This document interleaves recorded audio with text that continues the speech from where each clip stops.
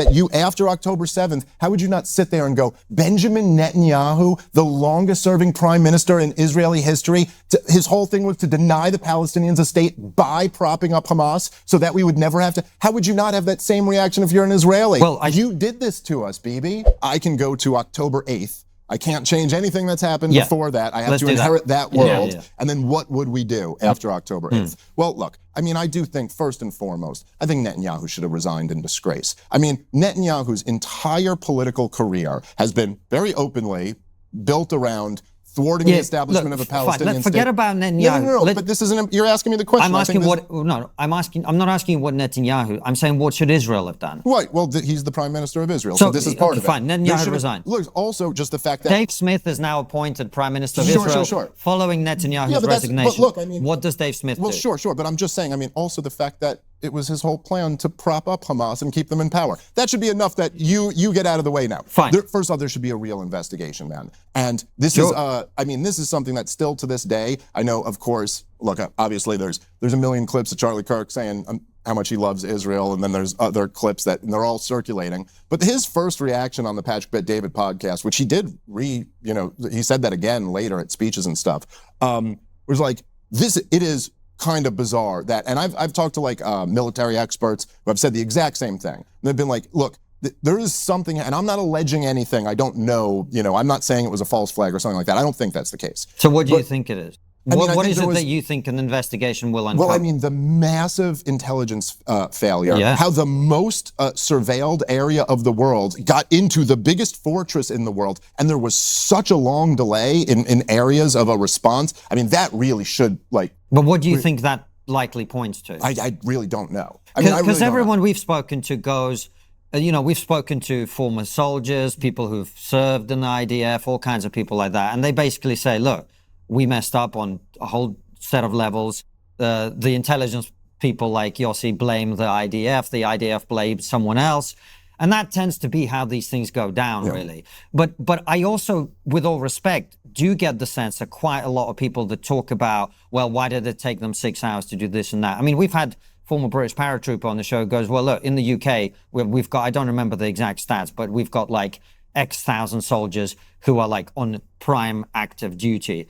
But that's a 24-hour call-up situation. Right. We don't have, thousands of people on a 1-hour response time. When they're in the barracks, they just pick up a rifle and head to the front line. So I think there's some pretty reasonable explanations for how that could have happened.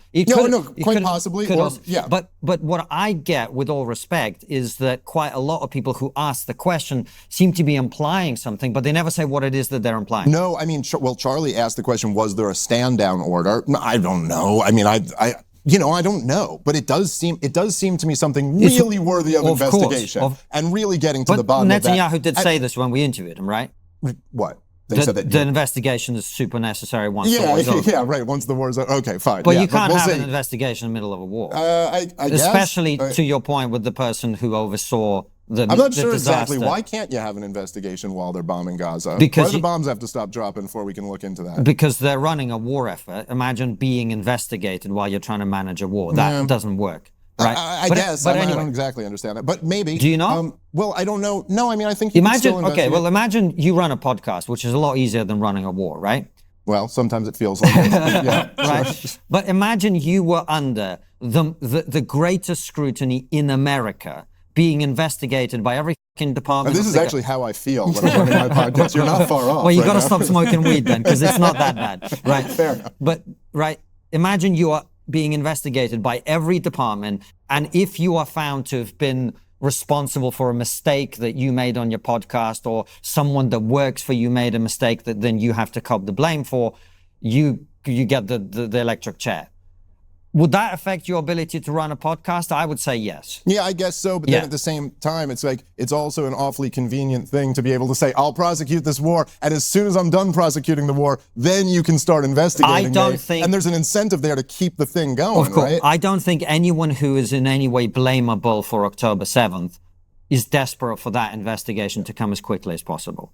I totally agree with you, of course. But let's come back. So back to the Netanyahu's resigned in disgrace. Dave Smith is Prime Minister of Israel. Well, look, I would say that I think there are again, like, even with like what you're talking about with Rogan, and where I think people will go like, well, imagine Mexico attacked America in this way. Like, what would we do to Mexico? But I also do think that like there's a really fundamental difference between Gazans attacking Israel and Mexico attacking America, because Mexico, although obviously there's a huge power discrepancy between our two governments, they are a government with a military and some degree of sovereignty, and it's much more like a Native American reservation. Okay, let's do that. Let's do that. A Native American reservation where we never gave the Native American citizenship. And it's not a Native American reservation the way American Native American reservations are, where they can come and go as freely as they please. And it's just not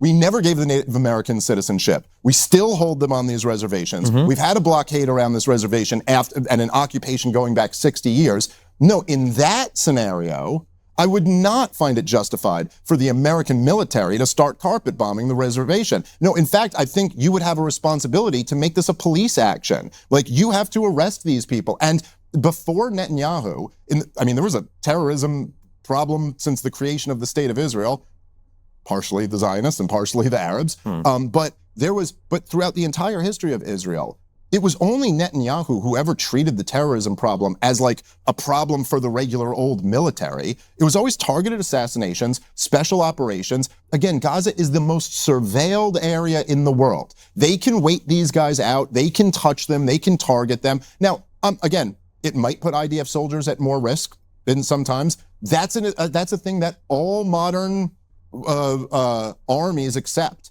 that we will increase the risk to our own guys to fight wars in more moral ways than we have in the past. But I think that it should have been, there was just a way to do it that would have, short of like right on October 8th, right away, where they cut the electricity, cut the water, cut all that, just essentially announcing that we're at war with the civilian population. Look, dude, I know me and you we don't see eye to eye on this. I know we're on different sides of this, but just even saying like, did you see like a few weeks ago when the ceasefire deal first starts, right? I'm going to ask you guys genuinely. So Hamas at one point, or Israel accuses Hamas, let's just say they're right.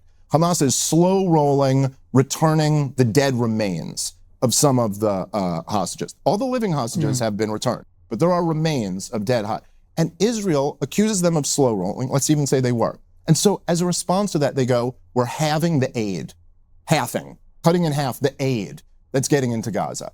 As a response to Hamas slow rolling dead remains, not saying that doesn't mean anything, but like dead people are a little bit different than alive people, that you're going to cut off the aid to women and children because of it's war. Doesn't that like on some human level, don't you guys go, yeah, that's wrong. Like you shouldn't punish the civilian population like that. Well, the issue is that the police action thing is really what this is all about, right? Because if you see this as a war, historically speaking, no country at war is required to provide aid to enemy civilians. That has never happened. Well, it's not a matter of being required to provide it. It's a matter of blocking the aid that international organizations are trying to get through. But whenever any country has been at war, this really hasn't been a concern of theirs ever. And Israel is doing way more than any country at war has done on this front. But it doesn't matter. I don't defend Israel. I don't say that everything they've done is right. I don't think they've done it the way that I would have done it. You are really not going to like the way I would have done it. But what I'm trying to find out from you is, you say police action, and that's, we had this debate, but not face to face, where we exchanged videos on this, right? And we talked about Native American reservation, and you say police action. You've got 50,000 jihadi terrorists, jihadi as in willing to die for the cause. Is that fair? You shake your head. Maybe. I don't know. I don't think any of us really know for sure. But yeah, I think the Israeli government was claiming something like that. Are you disputing the numbers or the jihadism? I just don't know. I don't know what the number of jihadists who are willing to die. I just don't know. It's the number you're unsure about. Yeah. Okay, so it's not the jihadi part. No, there are jihadists, obviously. They are prepared to die. Yes, there are. So you've got, can we say, just so that we do agree, like 40 to 50 or 30 to 50? Maybe sure. Yeah, let's say for 40 the sake of argument, sure. 40 to 50,000 people in a highly geographically concentrated area. Tiny area, right? Tiny area. 50,000 people with pretty sophisticated weaponry, actually. IEDs everywhere, booby traps everywhere, anti-tank missiles, sniper rifles. This is a militarized terrorist organization. Do you really think you can deal with that in a police action?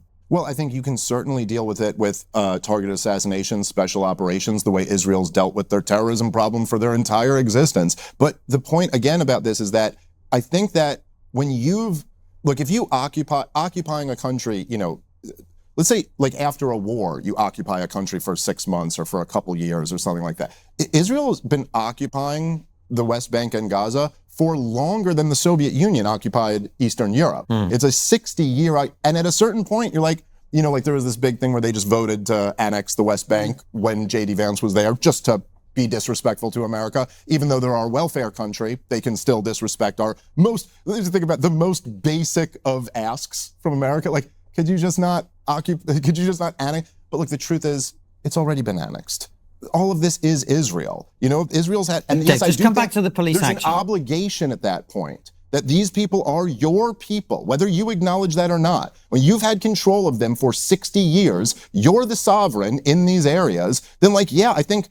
But how do you police 50,000 armed jihadis? How do you deal with that as a police action? Imagine you had the Native Americans. They were pretty badass boys when you guys first came here. Imagine you had 50,000 of them in Manhattan, right? And they just went on a slaughtering and raping and rampage, right? And then you're going, let's send in the cops. I don't know that there's anyone who thinks that's realistic. All right. Well, I mean, I don't know. But tell me how that's realistic. I'm open to it. Well, I'm just saying that, look, as I just said, Israel has a long history of targeted assassinations and special ops. But it's different. Because October 7th is a different level of threat to anything that's ever happened before. You kept these people occupied for over 60 years. You never gave them citizenship. But we already baked all of that in. Yeah, I know. But I'm just making the point that whether you think it's logistically difficult to do or not, the truth is that they just destroyed the entire strip. I don't think it's... And Hamas hasn't been eradicated anyway. But that's I agree with. But what I'm saying is it's not logistically difficult. I just think it's wishful thinking to imagine that a threat... So here's how I see it. And you tell me where you think I'm wrong. Sure. October 7th happens. If you're the Prime Minister of Israel, you shit yourself. You go, fuck, we're being invaded. Our people are being slaughtered. You might also be worried about the blowback on you. You were in charge. I hear all the things that I think you might say. And then you go, we can't live with this. That's what any president or prime minister of a country that had been invaded in that way would say. We cannot have this on our doorstep. I don't care about history. I don't care who's right, who's wrong. We can't have this, right? The people who did this, the people who funded this, the people who orchestrated this, the people who participated in this, they need to hand themselves in for justice or we're going to kill them all. That's what America would do, right? I think that's a fair claim. I don't know about that. But I mean, look, I mean... So then they go in and they are trying to eliminate Hamas. They're not trying to go in with special forces and take out Sinwar. They're not trying to take out this guy or the commander of this. They're trying to destroy Hamas. That's what they're trying to do. Now, if you think that's not the right reaction, I understand. I think most people would say, if this has happened to your country, America, Britain, that's what the overwhelming majority of people would demand of their government. If the Native Americans had done this, that would be the nature of the response. I don't believe it's credible to say that can be addressed on a policing basis. That's a large-scale military operation, and there's no other way to do it. What can be accomplished? Destroying Hamas. Degrading Hamas to the point where he just can't come back. Yeah. Now, I don't think that's been done, but okay. I mean, so look, I mean, I guess in your view, I wouldn't be able to degrade Hamas through police action or special ops or something like that. And in my view, it's like you're also not able to degrade Hamas. But my view comes with the bonus added of not slaughtering 100,000 people. So that's kind of the difference. But let me just say, can I just, to your point, because I get what you're saying, and I do think there is something. They have degraded Hamas, though, Dave. It's like they've killed a whole lot of them and probably created another generation of Hamas that they will be fighting for years to come. And we'll see how this whole thing works out. I'm getting very interrupted. I get excited. No, it's fine. Yeah. I'm guilty of the same thing. But I will say that, like, I do think there's this tendency for people to say, like, well, look, if you want to put yourself in the and me and Coleman talked about this a bit, but like, if you want to put yourself in the Israeli shoes, like, I'm fine with that. I think then we should also put ourselves in the Palestinian shoes, and then we should put ourselves in the American shoes, or the British shoes for that matter, because that's what I really am concerned with. So I would say, first of all, I think it was Aaron Mattei actually who had the line, which I really liked a lot, where he said, in order to buy Israel's the justification for this, you have to accept the premise that nothing can justify October 7th, but that October 7th can justify anything. And there is something where you go like, look, okay, I'm sure Israel could look at October 7th and say, we find this to be intolerable and we are entitled to a violent response. And if some innocent people get killed in that violent response, well, I'm sorry, but this just happened to us and we have a right to do that. You could get there from the Palestinian perspective too. It's different. And although, there are differences, but the differences are what matters here. Okay, well, I don't know. I'm not sure they are, but so go ahead. Here's the difference. The difference with, say, you mentioned, for example, the Soviet Union occupying Eastern Europe. Mm-hmm. When Eastern Europe wanted to break away from the Soviet Union, they didn't invade Moscow and rape women. They didn't take hostages. The difference is that armed resistance, look, man, we're men. If people came to our place and started putting us in chains, we'd rise up, we'd pick up a rifle, we'd engage in armed resistance. But when you deliberately target civilians, it's not the same. It's not the same as dropping bombs on terrorist houses who deliberately put their families in those houses. It's not the same. And that's the difference. Yeah, see, I guess if it wasn't for all of the reports over the last 2 years, then like maybe I don't know. Is it that different than IDF soldiers taking target practice at kids, as multiple doctors in Gaza have reported? Is it that much different than the, what was it called, the Where's Daddy AI scheme, where they were following the terrorists back to their homes to take out their families too? I mean, like, no, I don't. Do you think Israel is deliberately killing civilians? Like, by definition, yes. Like, by what definition? Well, in the sense that, like, if you take in action that you know is going to result in civilians being killed, then it's deliberate. But it's the rules of war say that is what you should do. The rules of war are a construct. I mean, listen, like, sure. If we're talking about morality or logic here, but it's like, look, let's talk about logic.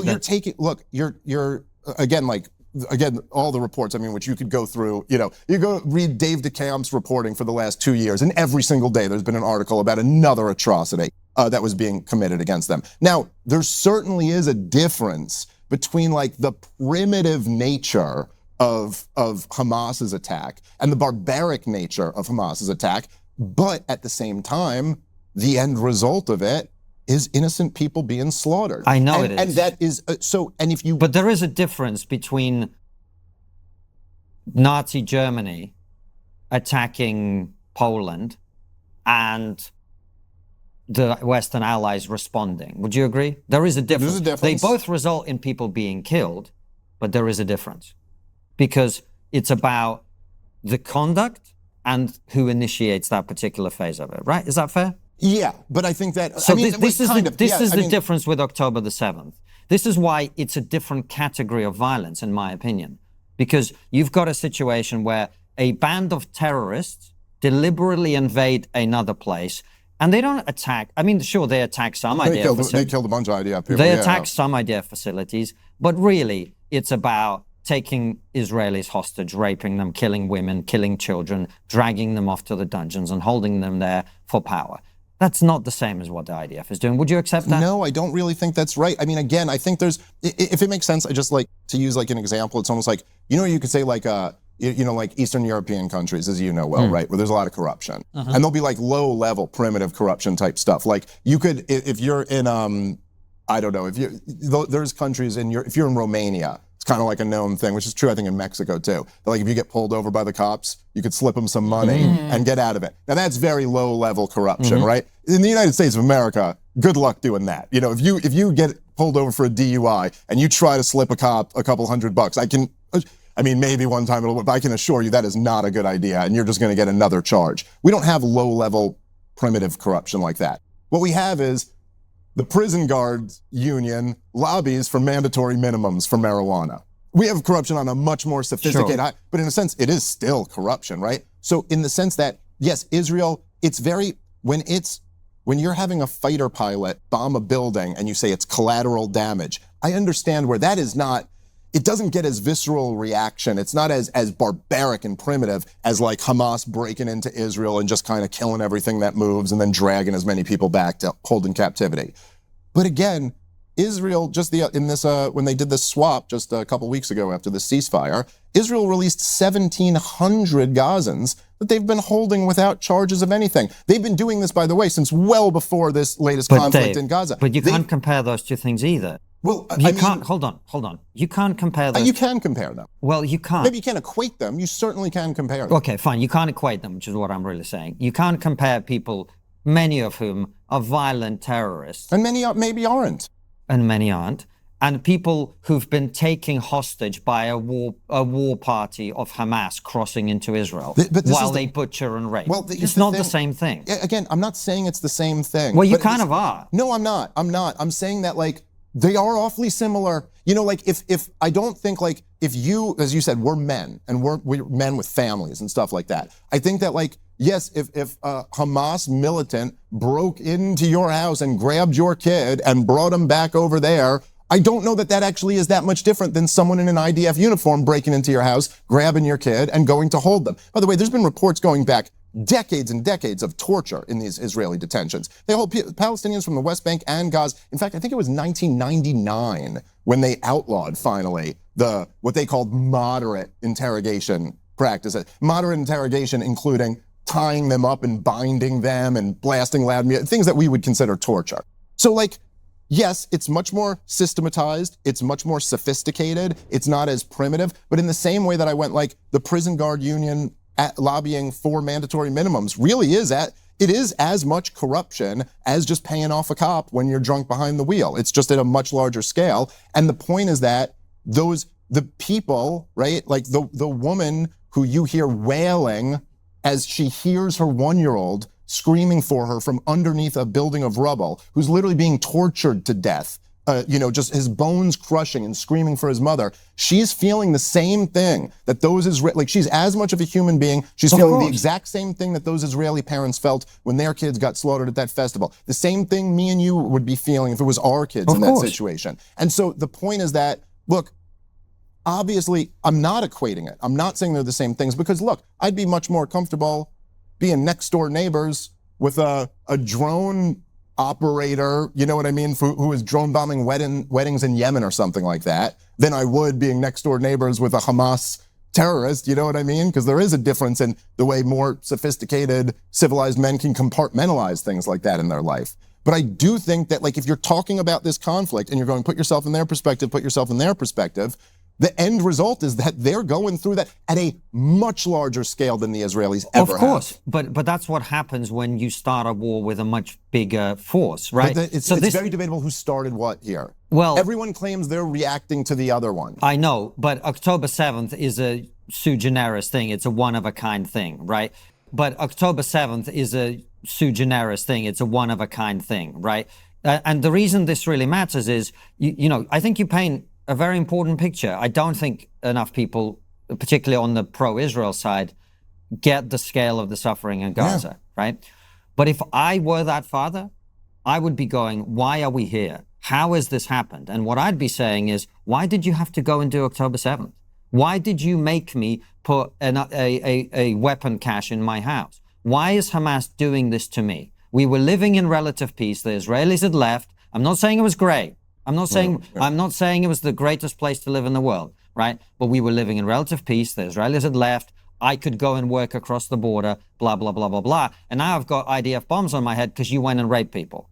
Oh, well, I mean, look, I don't disagree with that. Right, if you're saying the people of Gaza should be upset with Hamas for October 7th, absolutely. And in fact, there were actually protests against Hamas now, which also is a very different thing than like protesting in Israel. You know what I mean? That takes real balls to do. Absolutely. And so, absolutely. But I also would probably think the same thing on the Israeli side. That after October 7th, how would you not sit there and go, Benjamin Netanyahu, the longest serving prime minister in Israeli history, his whole thing was to deny the Palestinians a state by propping up Hamas so that we would never have to. How would you not have that same reaction if you're an Israeli? Well, you did this to us, Bibi. I think a lot of Israelis do feel that way. And they should. They both should.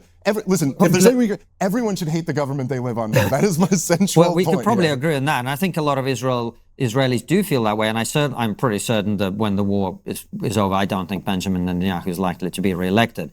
But the reason we can agree on that, yeah. The reason I bring this up, though, Dave, is, and I think this is really important for us to clarify, is the scale of the suffering is something not enough people, as I say, on the pro-Israel side, give due credence to. But I also think that a lot of people who are anti-Israel, they use the scale of the suffering to confuse the issue of who bears ultimate responsibility for that suffering. And that is really the area of disagreement, right? Because we can all agree that look, man, I'm a father. When I see what's happening in Gaza, it makes me sick. Yeah. And it should make everyone sick. But the reason we disagree is that I believe the people who are responsible for that are the people who did October the 7th. And I'm on the record of saying this. If Hamas had attacked IDF installations, I was totally undecided about Israel and Gaza until this war broke out. We had Melanie Phillips on the show in like 2019, and I was like, oh, Melanie, you tell this great story about the creation of the State of Israel. I think it's a little murky. I was undecided, right? But when October the 7th happened, I was like, the people who are responsible for what comes after this is the people who did this. Because any leader of any country would react in something like this way, or probably worse. Yeah, I mean, I guess I just think that the same exact logic could be applied in the reverse. And to say, listen, 60 years of brutal occupation, man, whatever comes after this, you're responsible for that. Now, I don't agree with that. I don't agree with that. But that isn't true, though. Well, it's as true as what you said. No, it's not, because I'm not saying... See, take another example, Russia-Ukraine, right? Like, I have Ukrainian family, I have Russian family too, and it's a tragic conflict. They're engaged in a brutal war, and it's a much more parity war, therefore it's much more brutal, actually, right? There's way more men on both sides being killed. If Ukrainians, who I support, went on a rampage in western parts of Russia and started raping women and taking children hostage, I would be like, there is no way this is justified. There is no oppression, killing, butcher, murdering in Ukraine that Russian soldiers have done that justifies this. This is an outrage. This is completely unacceptable. It's a different type of thing to the conflict you've been engaging in. And if you do this and the Russians then go ham, you caused this, is how I'd feel about it, right? Yeah, and that's the difference. Yeah, I guess I just don't. So certainly what I would agree with is that, right, like no matter what, and I think this almost just comes down to like individualism versus collectivism. Like you don't have a right to just kill innocent people, no matter how much you've been suffering. Like it doesn't matter, even if the Israeli government... It depends what happened. Well, I'm saying that say like in the example of Hamas or in the example you just used with Ukraine, right. It doesn't matter how brutal the Israeli government's been to you. You still can't just go kill teenagers at a festival. Like it's not just a justified response. Sure. So I completely agree with you on that. But then also, as I said before, cutting off aid to the civilian population who's war torn after 2 years. How much aid is Russia providing to Ukraine right now? Wait, hold on, let me just finish my point here. Sorry. Cutting off that aid is also not a legitimate response to like Hamas slow rolling the dead remains of civilians. Okay, but is like this is what I'm saying to you. Russia's not providing any aid to Ukraine. Yeah, but also doesn't have a blockade around Ukraine. As much as it can, it does. They deliberately. Well, Ukraine has been there's been no shortage of aid that's been getting because into Ukraine. We're trying to help, but the Russians have done everything possible to cut off rail tracks and the supplies and everything. They're bombing logistical infrastructure in rural Western Ukraine. I 100% think that if Russia's not providing any aid, and no one's saying, why aren't they providing aid? Yeah, but also nobody's defending what Russia's doing. Nobody here is saying like, well, okay, maybe not nobody. Have you been to Austin? Okay, fair enough. To Washington? D.C.? Okay, fair enough. Well, look, even that, Washington, D.C. has been funding Ukraine to the tune of hundreds of billions of dollars over the last few years. But that's not my point. My point is no one is criticizing Russia for not providing aid to Ukraine. I think no one is criticizing Russia. I think people have...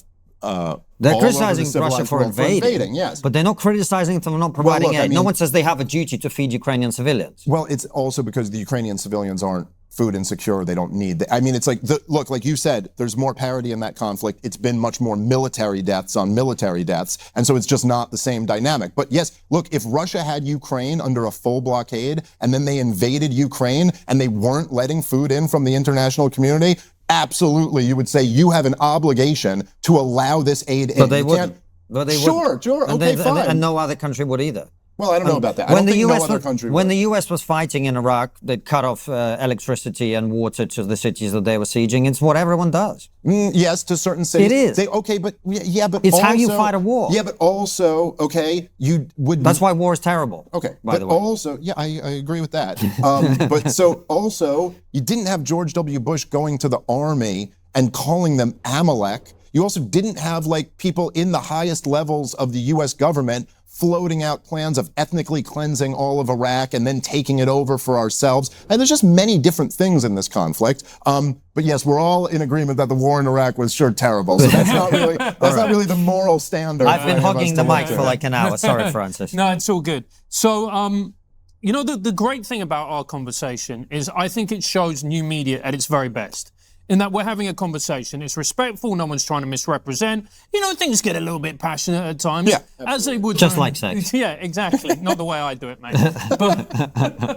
But all in all, I think this displays the very best in new media. People on different sides, good faith, having a disagreement, finding common ground in certain instances, disagreeing on others, but ultimately, well, the moment we walk away, we're going to be like, actually, you know what? That was brilliant. Yeah. We enjoyed it. I think everybody who watches or listens to it is going to have a blast.